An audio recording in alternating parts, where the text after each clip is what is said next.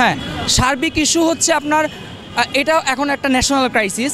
কারণ আপনি যখন ক্লাস 7-এর শিক্ষার্থীকে আপনি বলবেন যে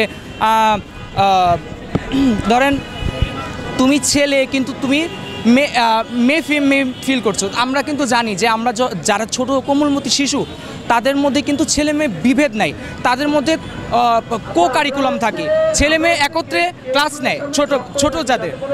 তো ওদের মধ্যে ছেলে মেয়ে বিভক্ত করি না, কারণ ওদের যে মানসিক বিকাশ ওটা হতে একটু সময় লাগে।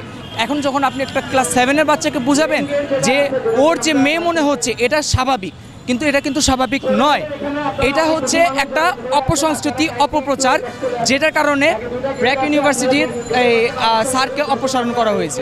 শরীফ থেকে শরীফা এই বিষয়টা ওখান থেকে প্রত্যাহার করা হোক, কারণ এটা খুব একটা গুরুতর বিষয়। কারণ কোমলমতি শিক্ষার্থীদের মগজ ধুলাই করা হচ্ছে।